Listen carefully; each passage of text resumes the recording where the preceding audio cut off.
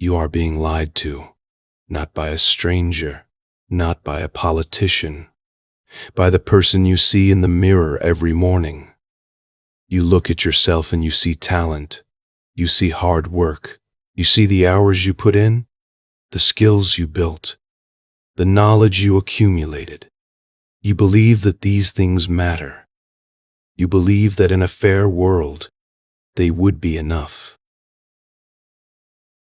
But the world is not fair, and the things you believe are your greatest assets are actually your greatest liabilities. Niccolo Machiavelli spent his life watching the machinery of power. He was not a king. He was a diplomat in Renaissance Italy, a world where city-states devoured each other. Popes poisoned nephews, and alliances were forged at breakfast and betrayed by dinner. He saw rulers rise and fall based on one thing, and one thing only. Not their talent, not their virtue, not their hard work. Their appearance. Don't forget to like and subscribe, as these videos take a lot of time to make. Without further ado, let's begin. Machiavelli wrote a book so dangerous that the Catholic Church banned it and placed it on the index of prohibited books. Not because it was wrong, because it was too right. And the central truth of that book is the one thing you do not want to hear. Looks beat talent. Every time, in every room, in every hierarchy, in every human interaction that has ever existed. Not physical looks, not beauty.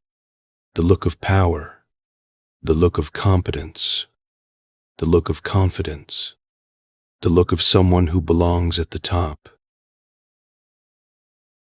The surface that tells the story. Before you ever open your mouth, Machiavelli understood something that your parents, your teachers, and your boss will never tell you. The world does not judge you by what you are. The world judges you by what you appear to be, and the gap between appearance and reality is where power lives, or dies. So if you are ready to stop being a victim of your own illusions, listen carefully, because what you are about to learn will change how you see every room you enter for the rest of your life. The common belief is that talent wins, that hard work is rewarded, that the cream rises to the top. That if you are good enough, smart enough, skilled enough, the world will eventually recognize your worth. Machiavelli would have laughed in your face. He watched genuinely talented men get destroyed by men who were better at performing competence. He watched virtuous rulers lose their thrones to rulers who knew how to wear the mask. He watched the best minds of his generation become footnotes, while the best actors became legends. And he wrote down exactly why. Machiavelli said that a prince must be a great pretender and dissembler. He must learn to deceive. He must know that men are simple, easily impressed, and easily deceived. The world is full of people who want to believe. Give them something to believe in. Build the mask. Polish it. Make it shine, and then do what you need to do behind it. This is not cynicism. This is mechanics, the mechanics of human perception.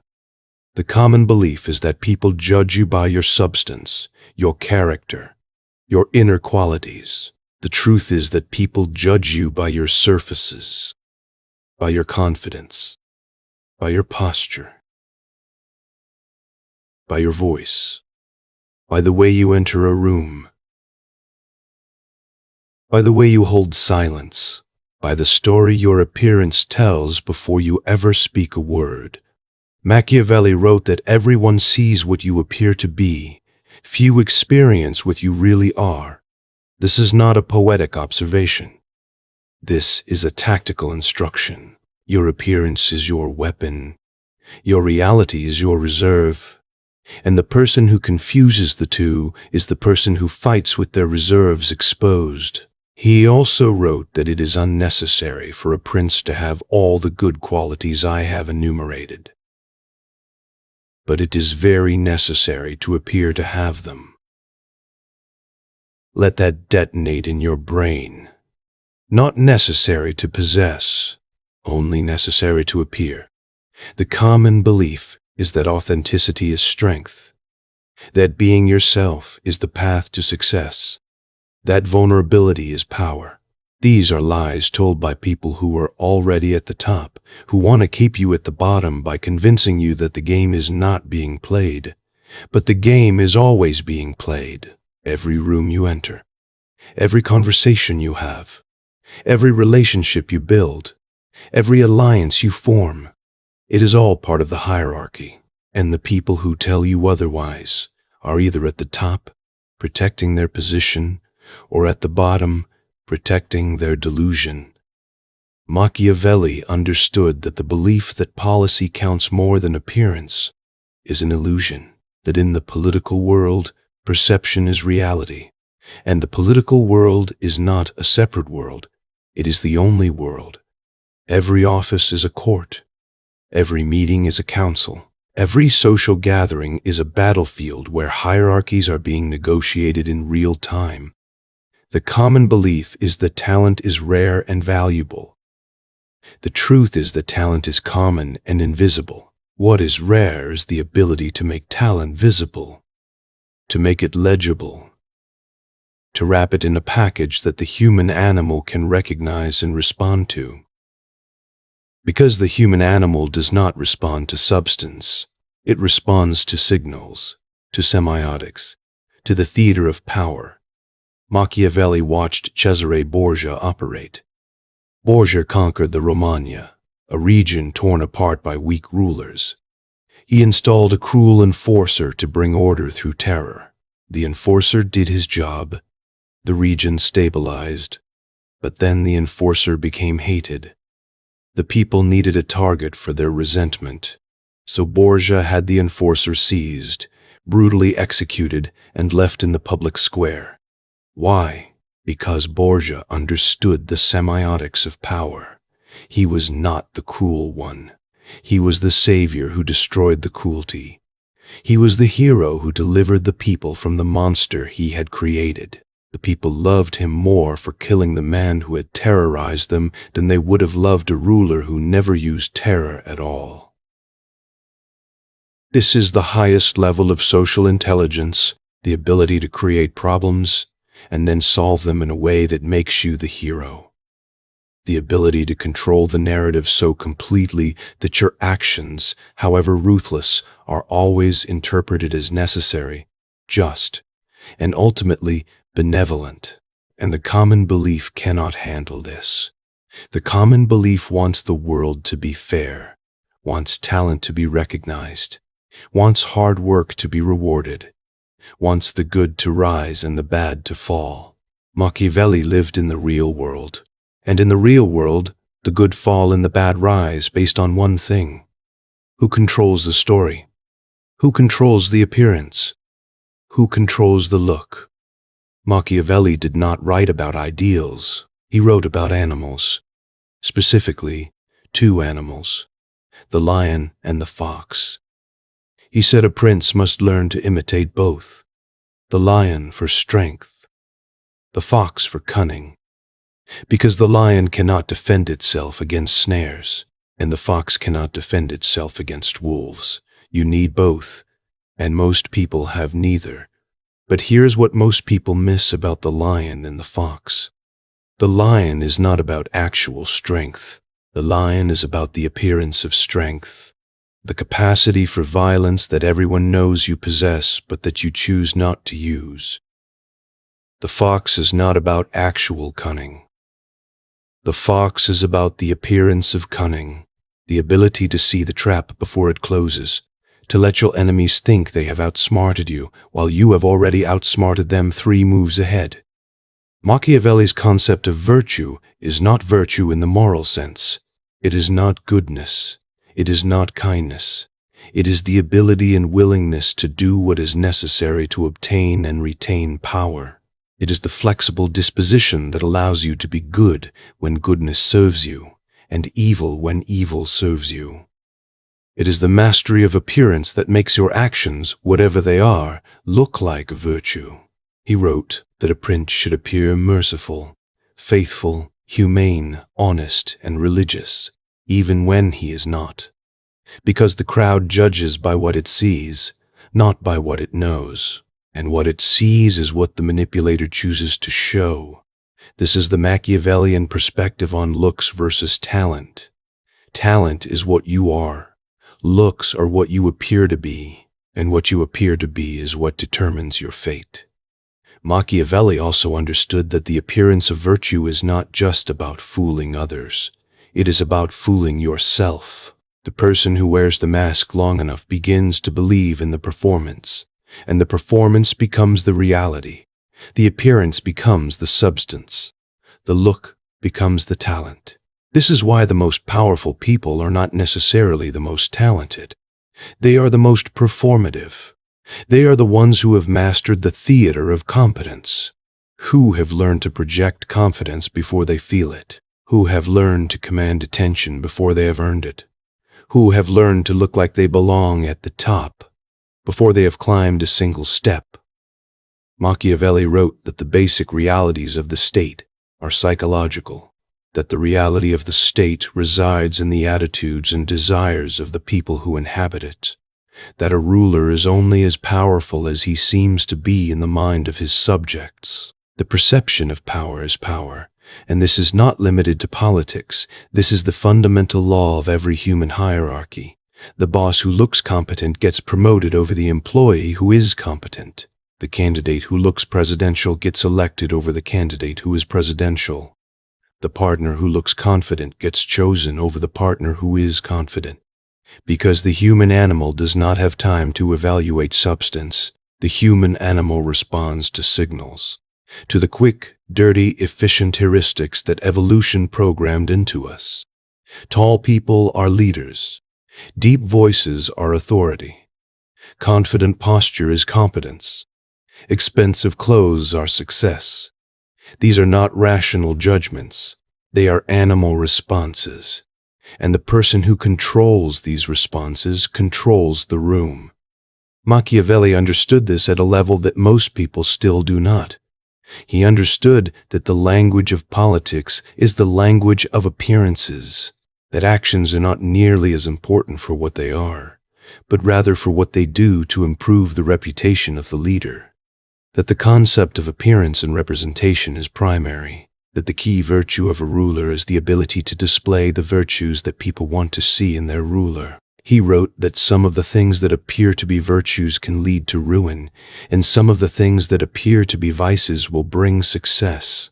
That controlled destruction and cruelty can bring harmony between separated and disputing communities, and in the long run can be seen as compassion. That the appearance of goodness can be more dangerous than the reality of evil, because it lulls people into complacency, while the real work of power is done in the shadows. This is the Machiavellian perspective, not that talent is worthless, but that talent without the look is invisible, and the look without talent is still powerful, and the combination of both is unstoppable. Now look around you. Look at the world Machiavelli predicted with terrifying accuracy. Social media is the ultimate theater of appearance. People do not post their reality. They post their performance. The curated highlight reel. The carefully filtered image. The caption that took 20 minutes to write. The lifestyle that looks effortless but is actually exhausting to maintain. And the most successful people on these platforms are not the most talented, they are the most performative.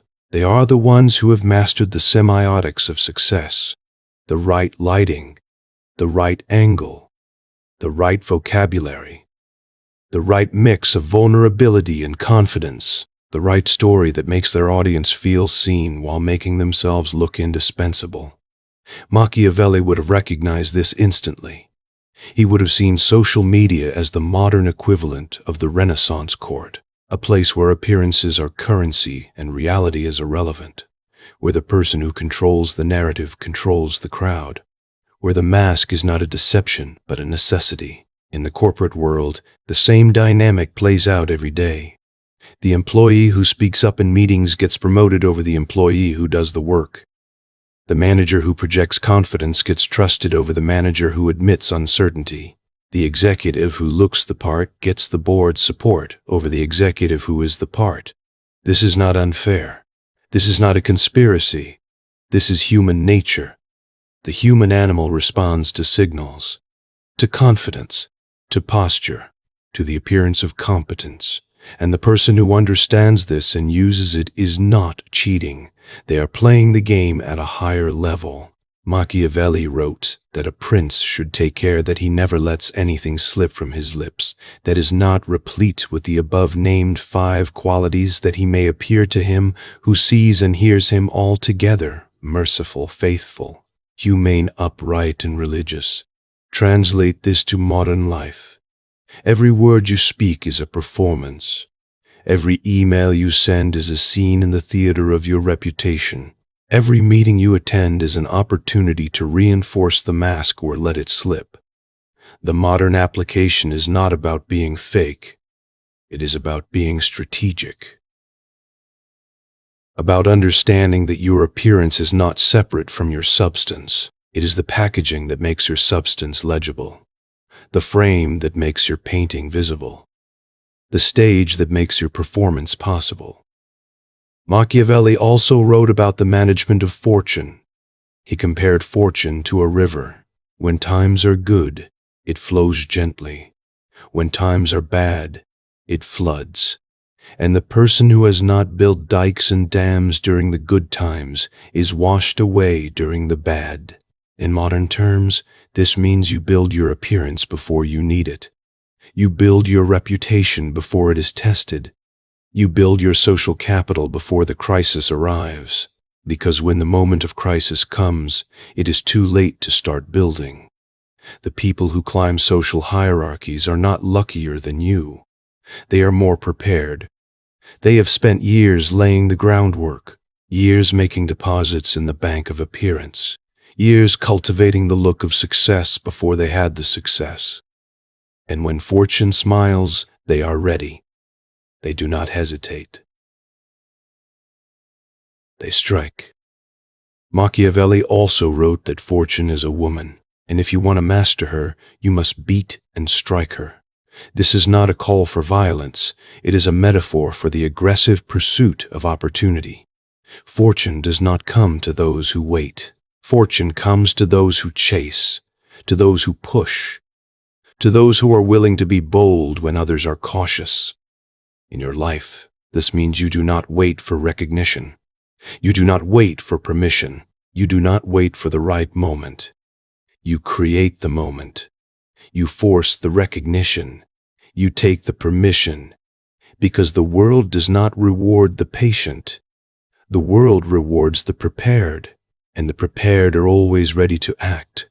The modern application of Machiavelli's philosophy is not about becoming a tyrant. It is about becoming visible, about understanding that your talent is worthless if no one can see it, that your hard work is wasted if it does not look like hard work, that your substance is irrelevant if your surface does not invite people to look deeper. Here is the revelation, the one that Machiavelli promised, and most people will never accept. The world does not care about your talent. The world cares about your look. And your look is not something you are born with. It is something you build, something you craft, something you perform, something you control. Machiavelli did not write for the comfortable. He wrote for the ambitious, for the ones who look at the world and see it as it is, not as they wish it to be, for the ones who are willing to wear the mask, play the game, and make the hard choices that keep them at the top. You have been taught that success comes from being yourself, from being authentic, from being vulnerable. These are lies told by people who are already at the top, who want to keep you at the bottom by convincing you that the game is not being played. But the game is always being played. Every room you enter, every conversation you have, every relationship you build, every alliance you form, it is all part of the hierarchy. And the people who tell you otherwise are either at the top, protecting their position, or at the bottom, protecting their delusion. Machiavelli gave you the tools, the mask of virtue. the calculus of fear. The lion and the fox, the architecture of contempt, the semiotics of power, the strategic use of appearance, the management of fortune. These are not tricks for the weak. They are not tricks for the kind.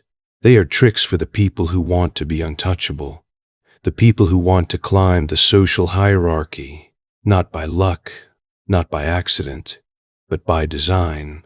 So the question is not whether you will use these tricks. The question is whether you will use them consciously or unconsciously, whether you will be the architect of your own appearance or the victim of someone else's. Because everyone is playing the game. The only difference is that some people know they are playing, and some people are being played. Machiavelli wrote for the ones who know, the ones who see the board, understand the moves, and are willing to make them, the ones who are not afraid to be feared, the ones who are not afraid to be strategic, the ones who are not afraid to be powerful. The choice is yours.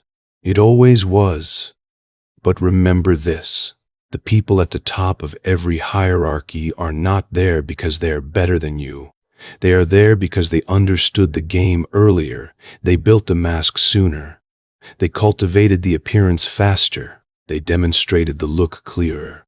And if you do not do the same, you will spend your life watching them from below, telling yourself stories about how you are more talented, while they tell themselves stories about how they won. So choose. Build the look, or wear someone else's. Be the lion, be the fox, or be the prey. There is no fourth option. There never was. The game is being played. The only question is whether you are playing it or being played by it. Machiavelli gave you the map. The territory is yours to conquer, or be conquered by. Choose wisely, because in the end, the only thing worse than being untalented is being talented and invisible. The only thing worse than being weak is being strong and unseen. And the only thing worse than losing is losing while believing that your talent should have been enough. It was never enough. It was never going to be enough. And the sooner you accept that, the sooner you can start building what actually matters. The look, the mask, the appearance, the power. That is what wins. That is what will always win. That is what will always win. Talent is the foundation, but looks are the building. And without the building, no one ever sees the foundation. So build, or be buried. The choice is yours. It always was. But the clock is ticking, and the people who already know this are not waiting for you to catch up.